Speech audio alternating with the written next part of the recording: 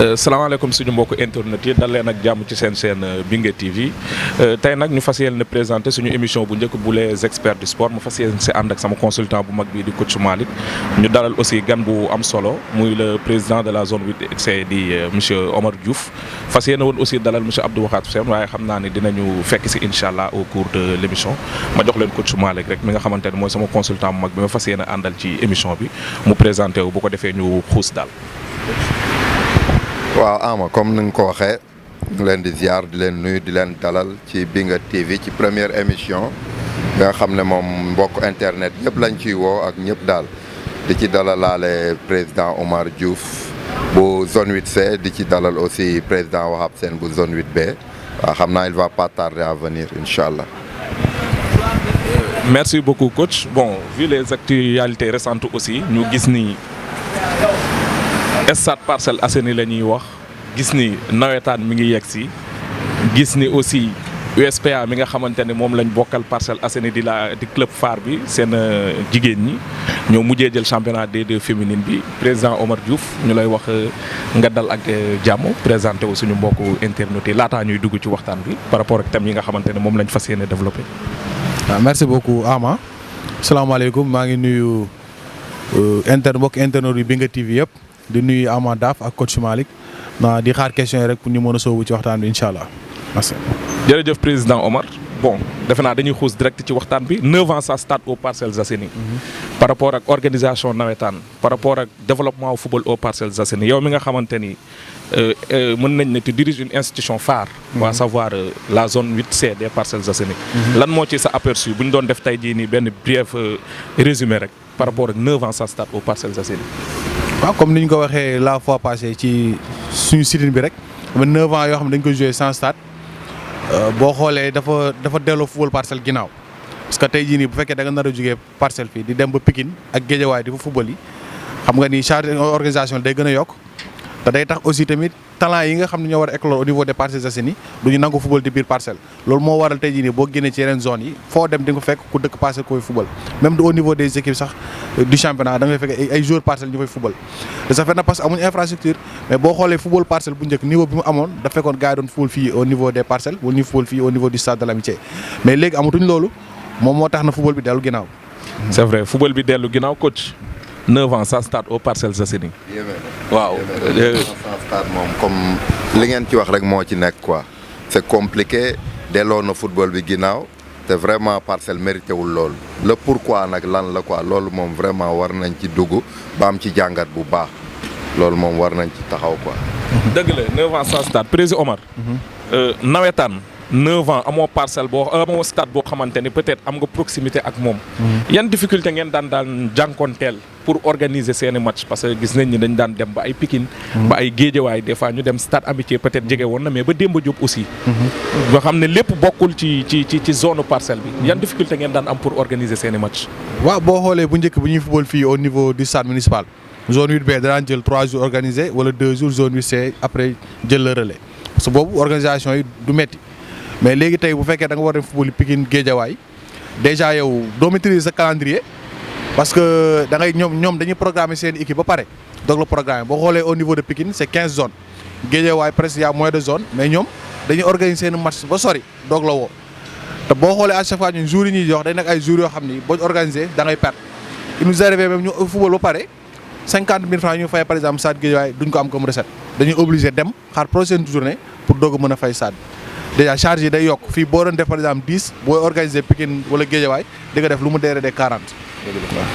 waaw def lu mu dee 40. tey jii nii nga organiser 2013 dañuy dégg chaque fois président zone yi comme ni ñu koy waxee ma tooñ la tuuti. na dañoo perte. nga organiser 2013 nga perte. lan moo leen doon animer à chaque fois bu fekkee da ngeen doon organiser di perte sans pour autant ngeen war a mën a jouer ci seen stade lan moo tax à un moment donné vous êtes pas dit non stop. il nous faut un stade avant plutôt que ñuy dem di organiser dans de telles difficultés.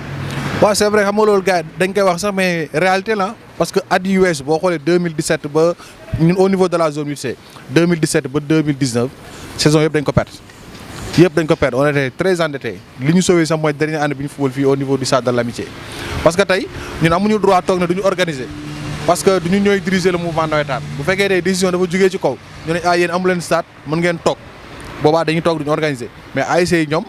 ay structures yoo xam ni elles sont indépendantes bu ñu ñëwee ne dañuy football ñun on est obligé organiser ñu football quel que soit alpha soit dañuy am bénéfice wala dañuy perte parce que ñu utuñu profit mais charge organisationnelle bu ñu ko génnee le reste ci xaalis ASC ñoo ko moom loolu moo ñu doon gën a motiver ñu organiser ak nu mu métti aussi tamit gaa am na ñoo xam ni bëgg nañ football donc ñun dañuy organiser pour ñoom ñi nga xam ne aussi tamit ñoom dañu ne ñoom comme amuñu stade du ñu football au niveau de la zone UC dal nañu dañuy toog xaar ba stade pare loolu aussi tamit seen décision dañ leen koy nangul. dëgg la voilà coach énigme bi ci am mooy organiser perte nga koy def pendant 9 ans yow noo ko mën a jàngatee parce que des fois dama koy tooñee président zone yi may leen da ngeen di organiser di perte donc qu'est-ce que cela fait 9 ans ngay organiser bu fekkee da ngay perte lan mooy pertinence bi fan la nekk. waaw perte bi ci am moom man su ma ko mënee jàngat mooy. fi ñu doon jouer sans stade mooy problème bi parce que déplacement yi charge yi dafay bëri service d'ordre yeeg yu couverture yu bëri public bi du suivre donc naturellement sans public munoo organiser ba génn ci financièrement donc bien avant loolu nag doon am bi ñu amee stade yi tamit dama dul waan gis au moment des finales au moment des fêtes récompense yi équipe yi ASC yi war a am vraiment mu doon lu solide quoi te loolu dama bëgg président de zone yi ñu œuvrer ci loolu liggéey ci lu am solo pour que nag le jour des fêtes moom au moins mu am nu ci ASC yi gisee seen bopp parce que dañuy sonn trop avec les dépenses quoi. waaw président comme ni ko coach mujjee wax léegi avec les dépenses yi nga xamante ni aussi moom la ASC yi doon def parce que quoi qu'on puisse dire. daan na métti ci yéen mais aussi daan na métti ci ASC yi nga xamante ni ñoom peut-être ñoom ñoo gën a nekk à la base. yéen nan ngeen doon dundee par rapport ak seen interactivité pour jàppalante mu bañ a métti ci yéen bañ a métti aussi ci ASC yi. waaw mais ñun xam nga li ñu doon dimbali sax ñun bon des fois aussi tamit l'ODCAV de Dakar day soutenir des zones yi financièrement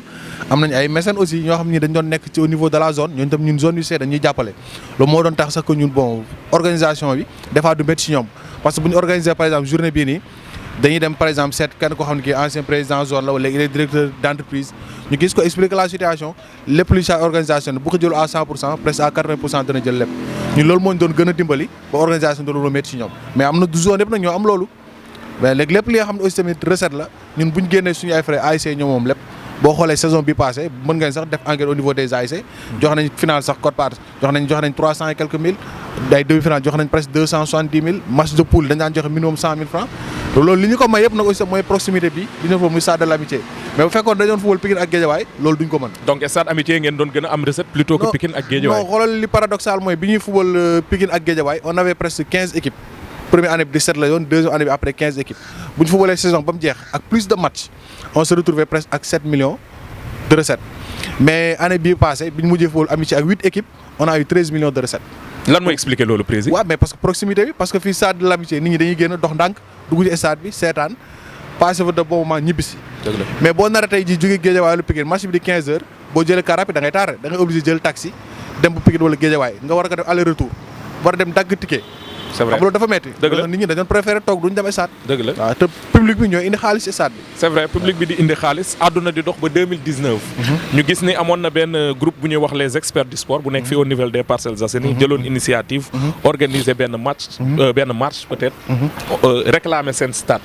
ñu gis ni. woowoon nañ ci zone 8B comme zone 8C. lan moo tax bi les experts du sport defee approche boobu noonu seenuñ leen ci yéen ñi nga xamante ni yéen a yor nawetaan bi au niveau des Parcelles Assainies.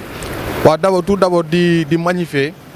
rôle bi nga xam ne le groupe les experts mi ngi koy apporter au niveau des parcelles du ma ne sax ci côté zone nawetaan rek mais ci sport parce que groupe la boo xam ne bi da ngay génn sax parcelle dégg ay nit yoo xam ni dañ naan ah non expert laa ko déggee ça veut dire da nga gis ñoo xam ni dañ ci nekk ci groupe bi sax te yoo xamoo leen alors ñu ngi koy suivre chaque jour bu am na ay membres ODCAV da nga fay dem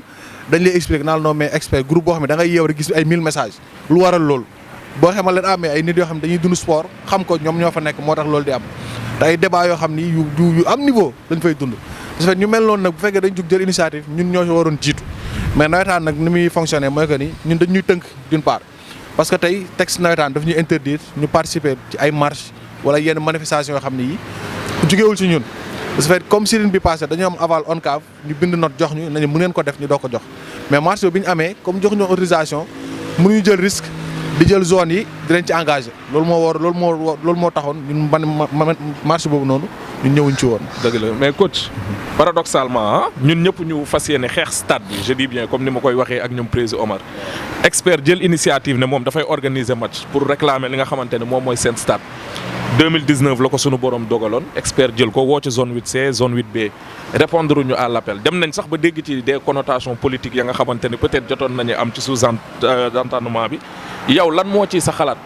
lu mel ni footballu Parcelles di dem ñu xool ni zone 8B taxawee ak zone 8C ñu fas yéene réclamer stade expert woo leen peut-être gisuñu leen yow ban sentiment nga am jour boobu noonu bi marché bi jeexee te seenoo entité yu toll noonu au niveau des Parcelles Assainies. waaw loolu li ma ci am comme jàngat mooy comme ni ko président Omar waxee aussi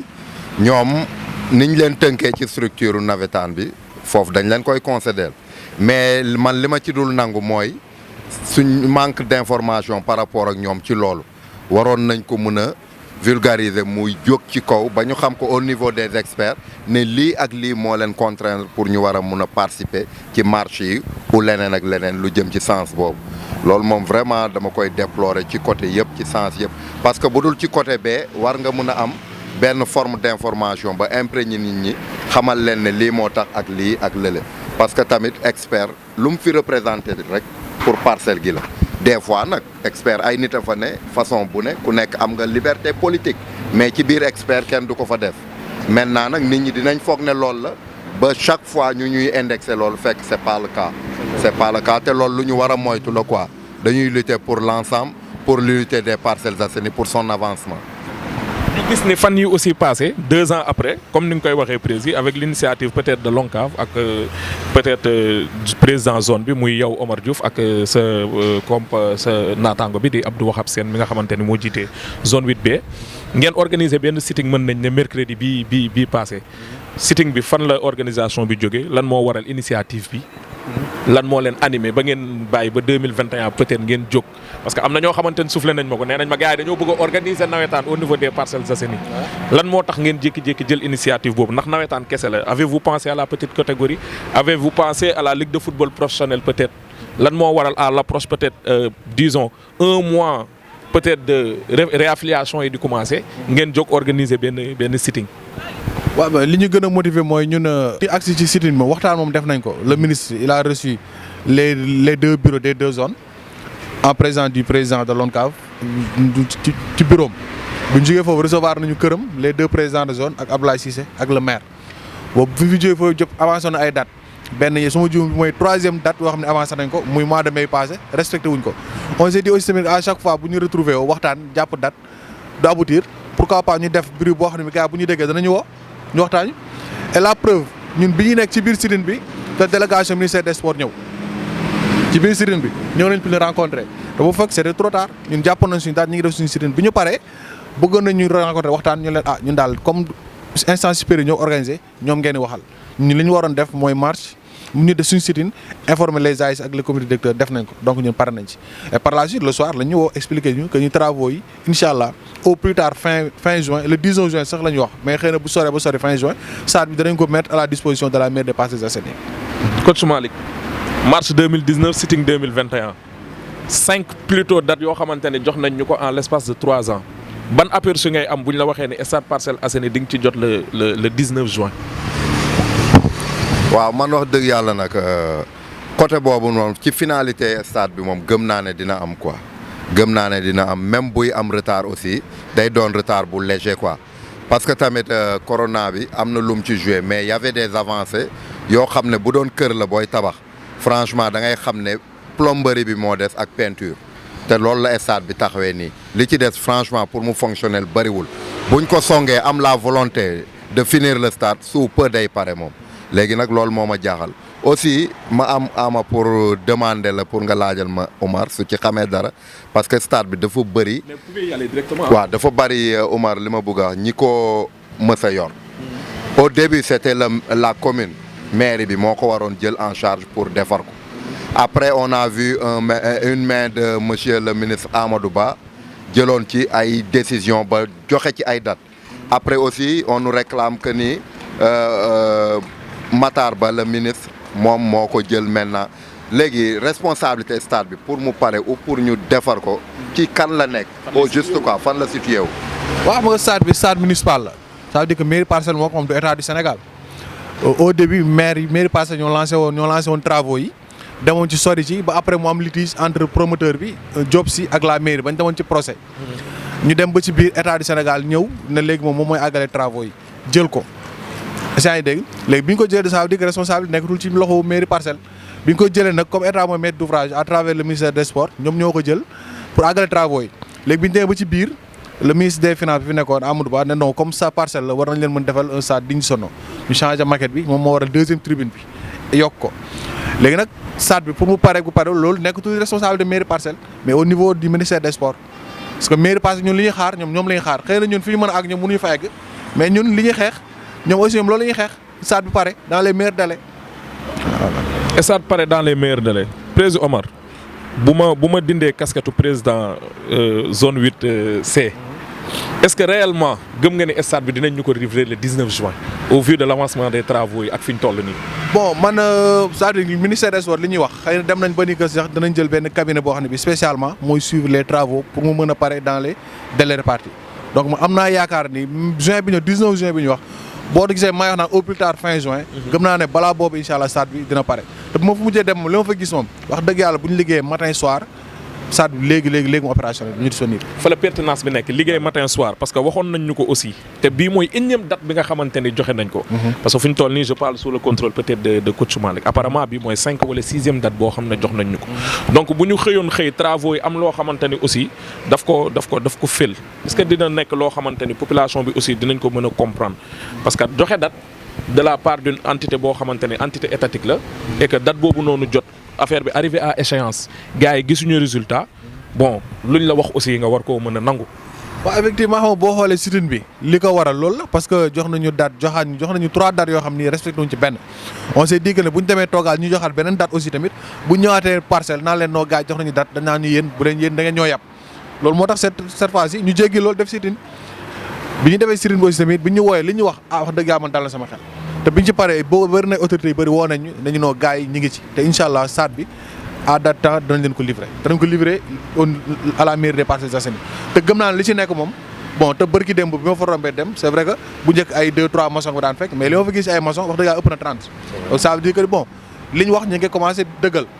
donc li ci war rek mooy ñu àggale ko joxe ko rek pour ñu ñëpp nekk ci jàmm ñu mën ko utiliser fii au niveau des parcelles. coach damay defaat rétrospective tuuti ci 2019 bi donc yow bokkoon nga ci les personnes phares yi nga xamante ni jëloon nañ initiative organiser une marche pour réclamer le stade des Parcelles Assainies de 2019 à 2021 après votre marche mën naa ne sax ñu bëri bokkoon nañ ci au niveau des Parcelles Assainies lan mooy avancement yi nga xamante ni wala bénéfice yi nga xamante ni wala conclusion yi nga xamante ni tiré ngeen ko ci avancement aux travaux yi de 2019 à 2021 avant que entité bu mel ne ONCAV ak ñoom président Omar yi nga xamante ne ñoom ñoo diriger football bi fii ci Parcelles Assainies à travers les zones 8B et C jëlaat relais bi yan avancement nga gis fan la travaux yi tolloon en 2019 ak bi ngeen defee marche bi ba pare lan la am lu positif ak qu'est-ce que ça a impacté de négatif. waaw ci foofu nga ma laaj de négatif moom wax dëgg yàlla gisuma ko ci quoi parce que bi ñu initié marche bi aussi au niveau des experts beaucoup de personnes ont eu à répondre. te réponse bi aussi matérialisé wu na gis nañu gazon synthétique bu ñu teg gis nañ ay avancement yu bëri ci tribune bi gis nañ daal pratiquement stade li ci des muy finition mais nag heure boobu moom excuse boo ko mënee joxe pour lay heure Covid bi nga xam ne stoppé lu bëri même sax su dul carrément loolu la ñu war a joxe comme excuse loolu mun nga ko comprendre daal mais fi ñu toll nii sitting bi nag ñu accompagner waat ko man du ma dellu ginnaaw. parce que dañu initier woon benn affaire pour que ñu œuvrer stade bi pare ku ñëw ak ku ñëwul yaa xam su fekkee li ma doon woote dëgg la su ko ñeneen indee it man dama ciy bokk pour édifice bi ma bëggoon mu taxaw loolu moo ma dal ci sitting bi léegi le mouvement navétane ñoom benn entité la bu xam ne stade bu amul dañuy am problème ñun en tant que Parcellois stade bi même ku dul sportif war nga xam ne les retombées demain dina am feneen fu mu la jëriñ te doo ko yëg. donc financièrement lépp lu mu fi mën a indi ak lépp lu mu fi mën a defar ci capital humain dina am retombée ak retourné yoo xam ne day jëriñ parcelle gi yëpp quoi kon man pour man en conclusion bénéfice rek laa ci gis quoi di ñaan aussi mu pare. ñu dëgmal mois de juin président Omar bu ñu dëgmalee mois de juin rek xel yëpp dafay dem ci nawetaan ñu gis ne stade Parcelles bi peut-être joxe nañ date bi nga xamante ni ci lay pare nawetaan. bu 2021. lan mooy ëllëgëm avec ou sans stade Parcelles Assainies. bon bu ñu amee stade bu pare moom ça veut dire que ni football ci parcelle dina dundaat te tey boo xoolee bëri na ay talent yoo xam ne maa ngi koy wax sànq dañ jógee Parcelles dem feneen parce que amuñu infrastructure mais ku dëkk Parcelles xam nga joueur Parcelles fierté bi ñu am ne digg biir Parcelles laay footballé da ngay dem ci équipe mag yëpp da nga gis ay joueurs dañu dëkk Parcelles ça veut dire que bu Sadio pare tey jii nii niveau de football bi dana yokk même sur le plan de économie locale bi nga xam ne mooy tourner autour du mois nawetaan day dundaat da ngay xool dem stade Demba Diop ña fa doon nekk di fa daan seen doole bañ tëyee stade ba léegi ñu ci ëpp amatuñ liggéey parce que foofu lañ doon xëy man am na sax benn femme bu ma doon waxtaan foofu ñoom période nawetaan bu ñu amee 4 matchs dañuy def tontine 5000 francs par jour te nawetaan moo leen may loolu championnat bu amee mënuñu am loolu donc nawetaan gars yi aspect football bi rek la ñuy wax mais aspect économique daf ci am solo te boo xoolee Parcelles fii li ko wër yëpp ci stade bi am ñoo xam ni tey yaakamte na loolu pare pour daan seen doole ñooñu doon nekk ay bénévole ci stade bi dañuy ñëw foo tasa ñoom dañoo am mais président nawetaan kañ lay commencé waat stade bi kañ lay pare maire yi jaay dañuy dem ba dañ lay xam bu ñu doon dem di football Guédiawaye maire yi jaay foofu dañ naan waa zone Nière ñëw ngeen yéen moom bu ngeen ñëwee daru dox quoi mu leen a bàyyi seen nawetaan loolu ñu doon ngeen toog Parcelles ba seen stade bi pare parce que public moo dul suivre mais bu public bi ñëwee di suivre stade nekk à proximité da ngay añ dox ndànk dugg sa kër mais dina am beaucoup de choses yoo xam dana amélioré ci quotidien sportif yi ak ñi nga xam dañuy dund ci petit commerce mais bu ñu amul stade aussi tamit nag bon on est obligé tey ñu dellu fañ nekkoon est-ce que dana ko jaraat équipe bi est-ce que pare nañ pour def sacrifice dem ba Parcelles ba Pikine wala Guédiawaye di football ndax ji ëpp léegi lu ñuy wax président ASC dañ téye seen équipe yi ndax charge yi nga xam ne ASC ñu ngi koy jànkoontool pour dem Pikine ak Guédiawaye déjà transport entretien yi joueurs yi dépenses yi ak organisation match nawetaan ni mu méttee mooy sax gën a métti comme championnat du leen ko jarlati donc loolu day rey football bi carrément léegi yéen lan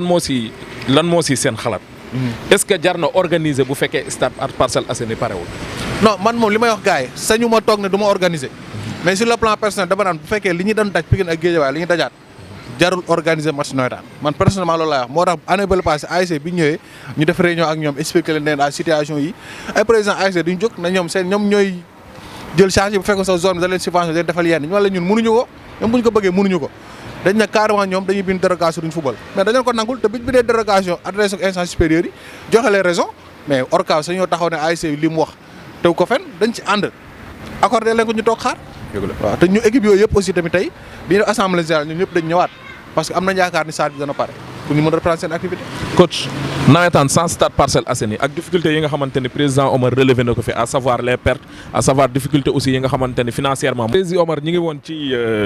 organiser nawetaan avec ou sans stade Parcelles Assainies par rapport ak pertinence bi ñu gis ni am ngeen yaakaar bu baax ni stade bi dina pare donc nawetaan war naa mën a am donc li may laaj tout juste mooy est-ce que par rapport ak yéen seen organisation bi nga xamante ne moom ngeen di organiser approché ngeen ASC yi pour jël seen xalaat bu ñu gisee ni délégué yi nga xamante ni aussi ñoom ñooy nekk à votre niveau ASC yi ñoo leen di mandati ñoom lan mooy seen xalaat par rapport ak organisation nawetaan 2021 bu fekkee difficulté yi ñu daan am les années précédentes moom la ñuy am ba léegi. waaw ñun au niveau de la zone 8C avant ñuy def sit-in bi bon jotuñu tenir nag benn réunion mais bon def nañ réunion virtuelle à travers groupe WhatsApp zone bi woo nañ tous les présidents d'ASC woo nañ tous les délégués aussi tamit expliquer leen la situation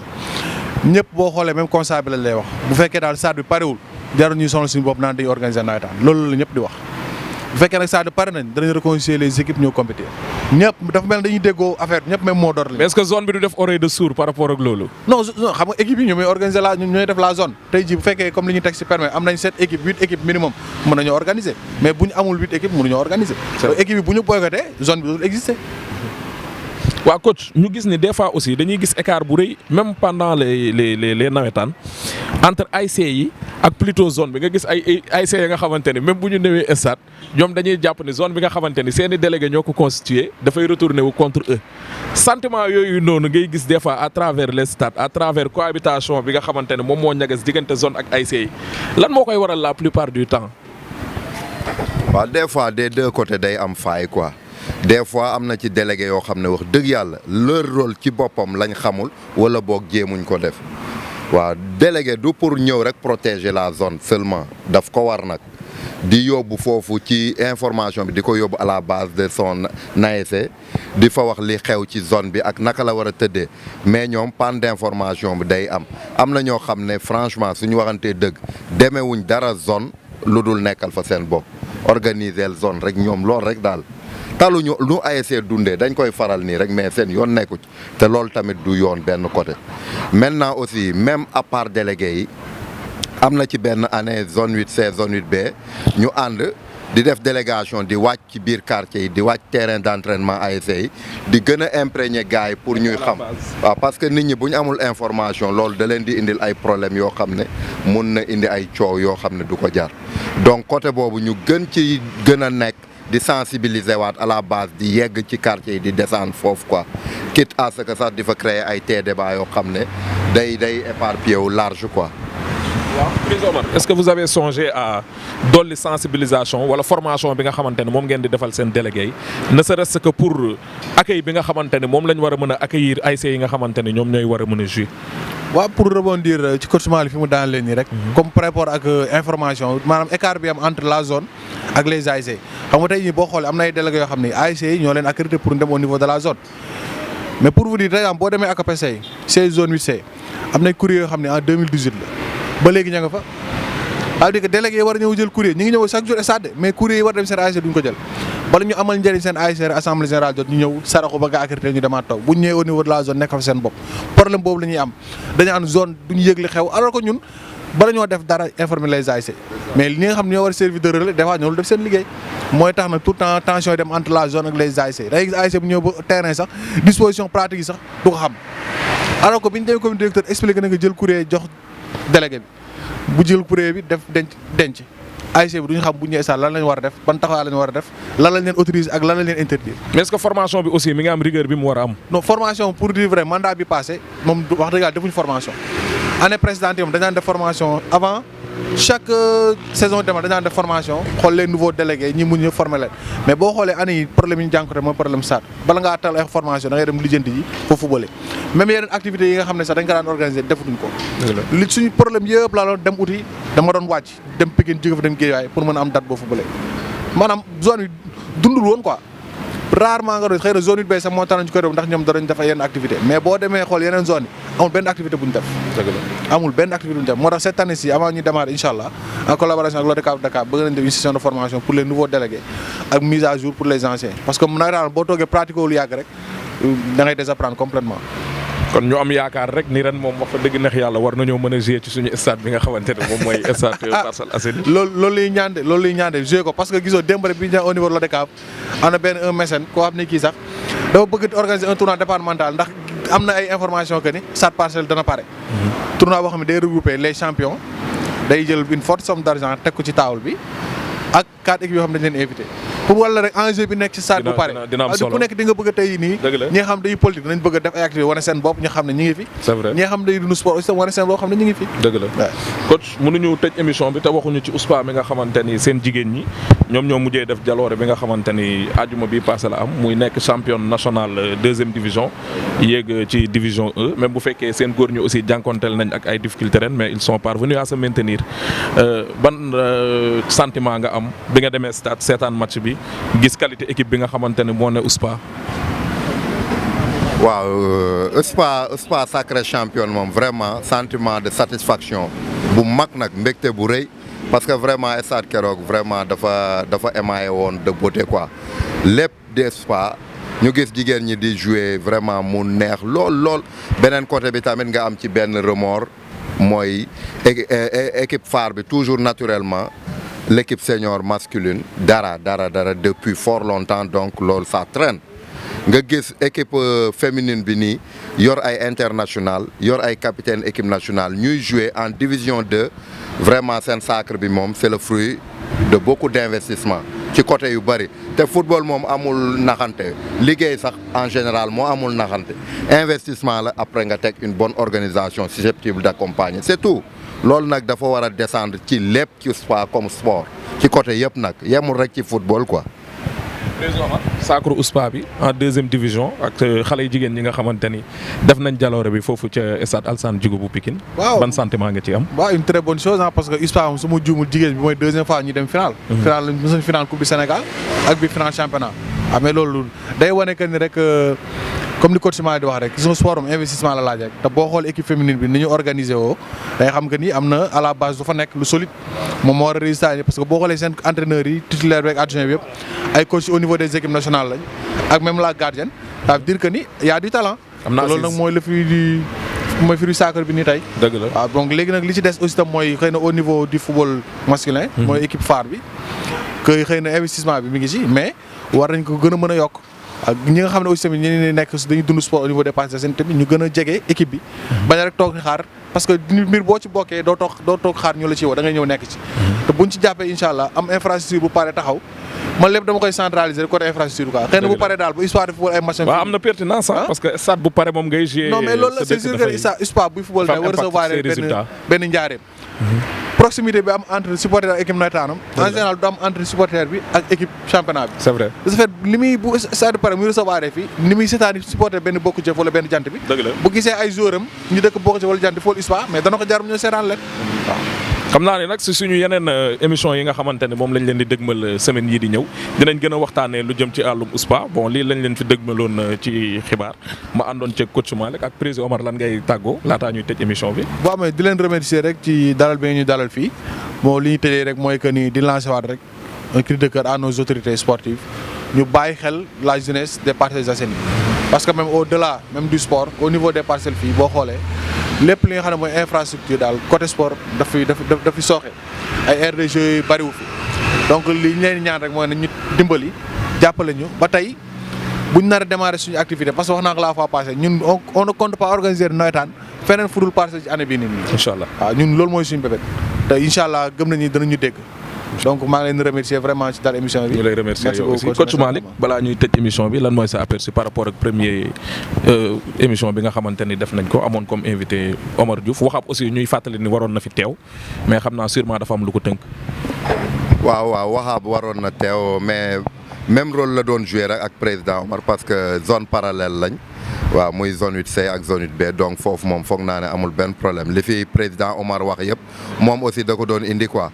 donc li ma ci am rek mooy fi président Omar daanalee mooy faire appel aux autorités ñu xam ne war nañ ci jàpp ñun tamit ñëpp ñuy yeewoo ci parcelle doon ay techniciens ay encadreurs supporters rek yëpp